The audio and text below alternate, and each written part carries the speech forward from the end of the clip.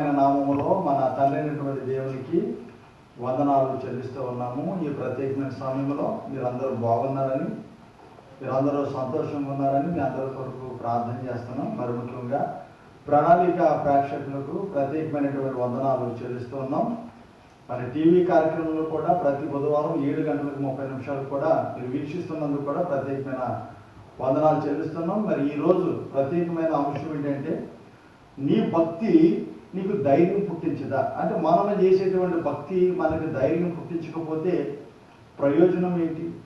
కనుక మనం చేసేటువంటి భక్తి మనకి ప్రయోజనకరంగా ఉండాలి అనే ఒక అంశం మీద ఈరోజు మనం ధ్యానం చేసుకోబోతున్నాం. దయచేసి అందరూ కూడా జాగ్రత్తగా దేవుని వాక్యాన్ని పరిశీలించాలని, దేవుని వాక్యాన్ని మనము క్షుణ్ణంగా అర్థం చేసుకోవడానికి ప్రయత్నించాలని మనం చేస్తున్నాము. కనుక ప్రతి సమయంలో చిన్న ప్రార్థన చేసుకుని మరి తర్వాత మన యొక్క అంశ భాగంకు లేక మన పాఠంలోనికి ముందుకు కొనసాగిద్దాం. ప్రార్థన చేసుకుందాం. అందరూ కళ్ళు మూసుకోండి. దయగలిగినటువంటి తండ్రి, ప్రేమ కలిగిన దేవా, మీకు వందనాలు చెల్లిస్తూ ఉన్నాము. ఈ ప్రత్యేకమైన సమయంలో నీ చిత్తమును బట్టి ఈ ప్రణాళిక టీవీ ఛానల్ ద్వారా అనేక ప్రాంతాలు, అనేక దేశాలు కూడా చక్కగా ఈ కార్యక్రమం రావడానికి మీరు చూపుతున్న దయను బట్టి, కృపను బట్టి వందనాలు చెల్లిస్తున్నాం. మీ సువార్త అనేక ప్రాంతాలకి వెళుతున్నందుకు కూడా వందనాలు చెల్లిస్తున్నాం. ఈరోజు ఈ చక్కటి పాఠాన్ని మేము జ్ఞాపకం చేసుకుంటుండగా మీరు సహాయం దయచేయండి, బలపరచమని మా ప్రభు రక్షకుడును యేసు పరిశుద్ధమైన నామములో అడిగి వేడుకొనుచున్నాము తండ్రి, ఆమేన్. అందరికీ వందనాలండి. మరి ప్రత్యేకమైన సమయంలో నీ భక్తి నీకు ధైర్యము పుట్టించదా అనే అంశాన్ని మనం జ్ఞాపకం చేసుకుందాం. భక్తి, ధైర్యం అనేటువంటి రెండు విషయాలను ఈరోజు క్షుణ్ణంగా మనం తెలుసుకోవడానికి ప్రయత్నం చేద్దాం. కనుక ఈ యొక్క వాక్య లేఖనము మనం చూడాలంటే మరి యోబు గ్రంథములో మనము చూడగలుగుతాం.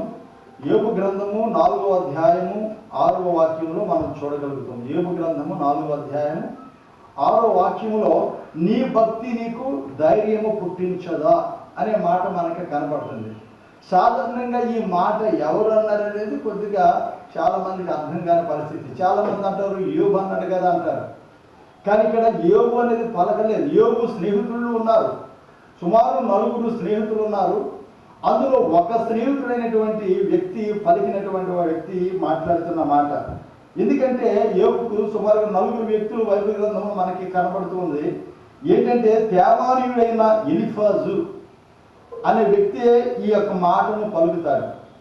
ఈ తేమానీయుడైన ఎలీఫజు పలికినటువంటి మాట, నీ భక్తి యోబు, నీ భక్తి నీకు ధైర్యం పుట్టించదా?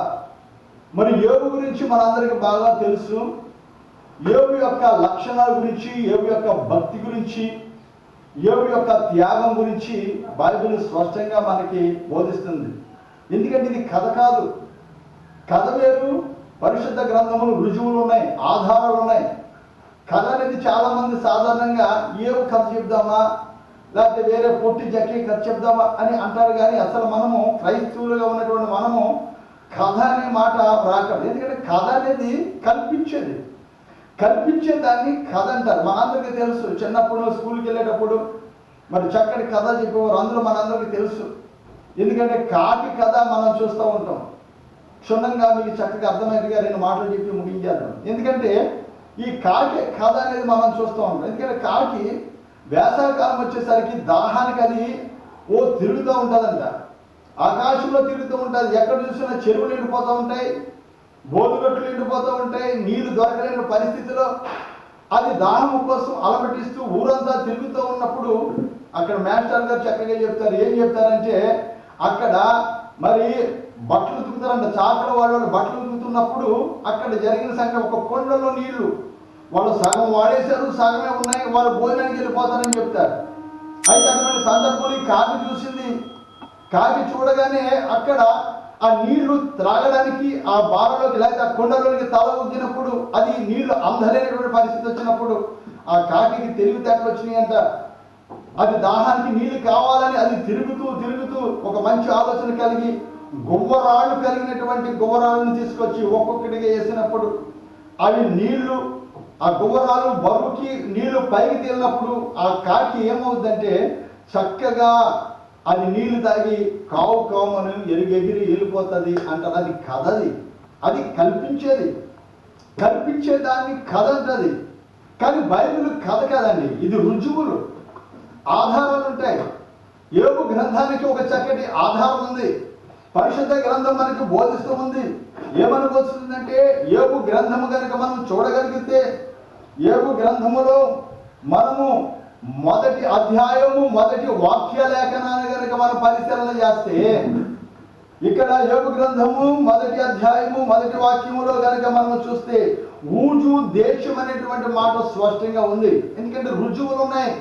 ఇది కథ కాదు, ఇది జరిగినటువంటి విషయాలన్నీ కూడా పరిశుద్ధ గ్రంథము తేటగా మనకు బయలుపరుస్తున్నటువంటి సత్యం పరిశుద్ధ గ్రంథములో మనకి బోధిస్తుంది. అంటే యోబు గురించి మాట్లాడుతూ మరి ఇక్కడ చూడబడినటువంటి వాక్య భాగంలో యథార్థవంతుడని చెప్తుంది, అలాగే న్యాయవంతుడని చెప్తుంది, భయభక్తులు గలవాడని చెప్తుంది, చెడుతనాన్ని విసర్జించిన వాడని 4 విషయాలు స్పష్టంగా యోబు గ్రంథంలో మనం చూస్తాం. అంటే అంత భక్తిపరుడు యోబు అనేటువంటి సత్యము బైబిల్ గ్రంథం మనకు బోధిస్తున్నటువంటి విషయాలు మనం చూస్తాం.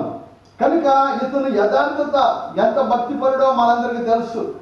నిజముగా ఎంత భక్తిపరుడు అంటే తన బిడ్డలు 10 మంది బిడ్డలు ఎవరైనా పాపం చేస్తారేమో, పాపం చేస్తే దేవుని ఉగ్రత నా పిల్లల మీదకు వస్తాదేమో అనే ఉద్దేశం కలిగి ఆయన ప్రతిరోజు కూడా చక్కగా అరుణోదయం రాగానే చక్కటి పొట్టేలను ఏదో బలి అర్పించారు, ఒక్కొక్కరికి ఒకటి. ఎందుకు బలి అంటే ఆ పాపం అనేది నా బిడ్డల మీద ఉండకూడదు, ఆ పాపం అంటే దేవుని యొక్క ఉగ్రత నా పిల్లల మీదకు వస్తుందని మంచి శ్రద్ధ తీసుకున్నటువంటి వ్యక్తిగా అతను యథార్థవంతుడిగా కనపడుతున్నాడు. రెండవది న్యాయవంతుడిగా కనపడుతున్నాడు. మూడవది భయభక్తులు కలిగిన వాడు కనపడుతున్నాడు. నాలుగవది చెడుతనం విసర్జించిన వాడిగా యోబు కనపడుతున్నటువంటి విషయాలు మనం చూస్తాం. అయితే దేవుని యొక్క చిత్తమును బట్టి మరి యోబును దేవుడు పరిశీలన చేయాలని చేశాడు. చేసినప్పుడు కొన్ని శ్రమలు వచ్చినాయి. ఇదంతా మీ అందరికీ తెలిసిన విషయమే. అయితే జరిగిన విషయం ఏంటంటే, నీ భక్తి నీకు ధైర్యాన్ని పుట్టించదా అని ఎవరంటున్నారంటే తేమానీయుడైన ఎలీఫజు అంటున్నటువంటి మాట. అంత మాత్రం కాదు, ఇంకొక స్నేహితుడు ఉన్నాడు, షూహీయుడకు బిల్దాదు, అలాగే నయమాతీయుడైన జోఫరు, ఎలుహు అనేటువంటి 4 స్నేహితులు ఉన్నారు. అందులో నీ భక్తి నీకు ధైర్యం పుట్టించిందని అడిగిన వ్యక్తి ఏంటంటే ఎలీఫజు. ఆయన అంటున్నాడు భక్తి అనేది ధైర్యం పుట్టించాలి. ధైర్యాన్ని పుట్టించకపోతే భక్తి మనకి మేలేమవుతుంది చెప్పండి. కనుక భక్తి ఎప్పుడు కూడా మనకి ధైర్యాన్ని పుట్టించాలి. ధైర్యము పుట్టిస్తేనే మనకు భక్తి అద్భుతం అన్నమాట. కనుక భక్తి అనేది ఈ దినాల్లో మరి యోగుకునేటువంటి భక్తి లేదు. భక్తి అయితే ఉంది, ఏదో వెళదాం వచ్చేస్తాం, ఆదివారం కదా గుడికి వెళ్ళామా లేదా కానుకేశం లేదా వచ్చేది అంటున్నామే. కానీ యోగుకునేటువంటి యథార్థవంతుల లక్షణాలు, న్యాయవంతుల లక్షణాలు, భయభక్తుల లక్షణాలు, చెడుతనం విసర్జించిన లక్షణాలు మాత్రం మనుషుల్లో కనబడలేనటువంటి పరిస్థితులు మనం ఈ దినాన్ని మనం చూస్తున్నాం. ఏదైనా భక్తి అనేది మనకి ధైర్యాన్ని పుట్టిస్తుంది. కనుక భక్తి అనేది లేకపోతే చాలా మంది దినాల్లో భక్తి చేస్తున్నారు. నిజంగా భక్తి అనేది అంటే దేవుని భయం అనేది ఉంటుంది. కనుక భయం లేని కోడి ఎక్కడ పెడుతుందంటే బజార్లో పెడుతుంది అనుకుంటే, ఇది భయం లేదు కనుక. అలాగే మనకు భయం అనేది లేకపోతే మన జీవితాలు దేవుడు అంటే భయము కలిగి ఉండాలి. అలాగే భయం కలిగిన వారిలో మనం యోగుని మనం చూస్తాం, అతని యొక్క ధైర్యాన్ని మనం చూస్తాం. ఎంత ధైర్యం అంటే అద్భుతమైన ధైర్యం. నిజంగా యోగు అనేటువంటి రీతిగా మనం ఎక్కడ చూడం. ఎంత ఆస్తిపరుడు అయినప్పటికీ, ఎంత భయభక్తులు కలిగిన వాడప్పటికీ అక్కడ దేవుడి విషయంలో దూషించినట్టుగా మనం చూడం. కానీ యెహోవా ఇచ్చెను, యెహోవా తీసుకుని, యెహోవా నామానికి స్తుతి కలుగునుగా అనే వ్యక్తి ఈ రోజులు ఎవరుంటారు చెప్పండి. నిజంగా అటువంటి భక్తి కలిగినటువంటి యోగు జీవితంలో దేవుడు అద్భుతమైన కార్యాలు చేసినట్టుగా పరిశుద్ధ గ్రంథం చేస్తుంది. ఎందుకంటే భక్తి అనేది ధైర్యాన్ని సృష్టిస్తుంది. ఒక యోగు గ్రంథమే కాదు, యోగు గురించే కాదు, బైబిల్ గ్రంథంలో చాలా మంది భక్తులు ఉన్నారు. వాడు ప్రార్థన చేసినప్పుడు, వాడు భక్తిని నిరూపణ చేసుకున్నప్పుడు చాలా అద్భుతమైనటువంటి గొప్ప శక్తిని పొందినట్టుగా పరిశుద్ధ గ్రంథం మనకు బోధిస్తూ ఉంటుంది. అలాగే ఇంకొక వ్యక్తిని కనుక మనం చూడగలిగితే, ఇంకొక వ్యక్తి ఎవరంటే హిజ్కియా, యూదా రాజు అయినటువంటి హిజ్కియా. చాలా భక్తిపరుడిగా బైబిల్ గ్రంథం చెప్తుంది. నిజంగా ఇప్పుడు రాజుల కాలంలో, రాజుల చరిత్రలో మనం చూస్తూ ఉంటాం. రాజుల పరిపాలనలో అన్ని యుద్ధాలే.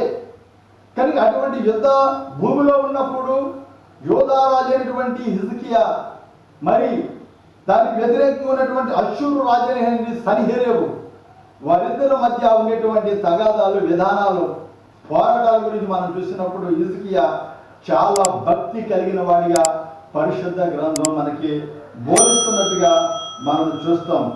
ఎందుకంటే పరిశుద్ధ గ్రంథంలో మనం చూస్తే అతడు చూపినటువంటి భక్తి, అతనంటే ఎవరంటే హిజ్కియా చూపినటువంటి భక్తి మనం చూడగలిగితే దినవృత్తాంతాలు 2వ గ్రంథం 32వ అధ్యాయం 32వ వాక్యంలో మనం చూస్తాం.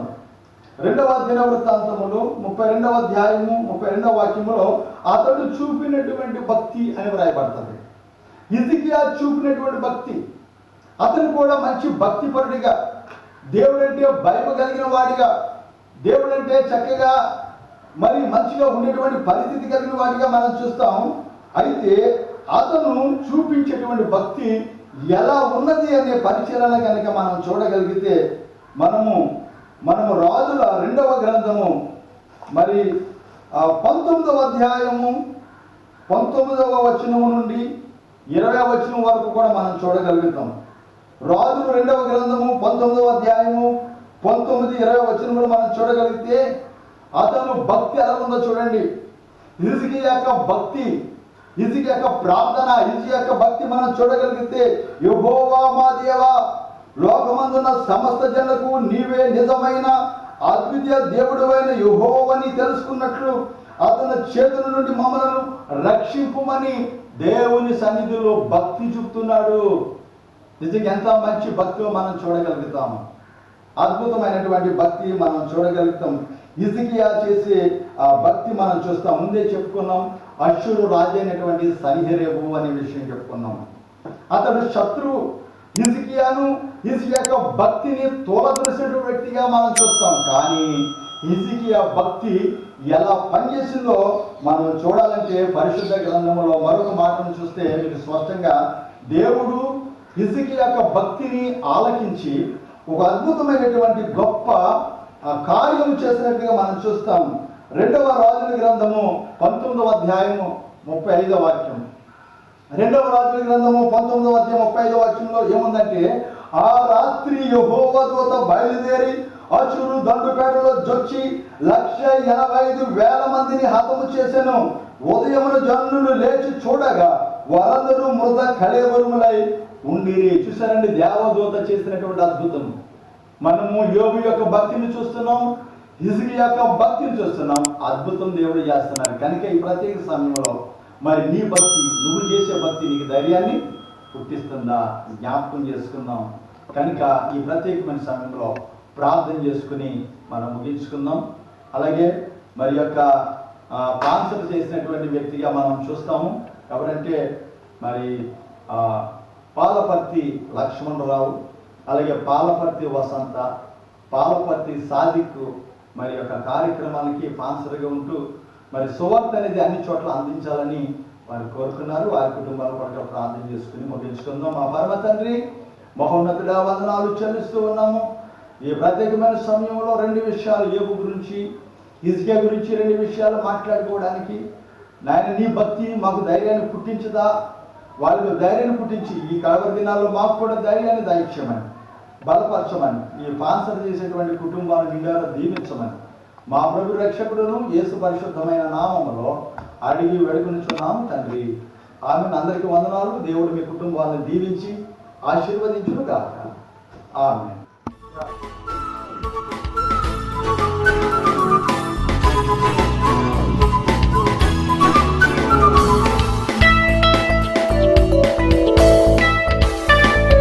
శ్రేష్టమైన భావము గూర్చి శిష్య బృందముకు నేర్పితివి. శ్రేష్టమైన భావము గూర్చి శిష్య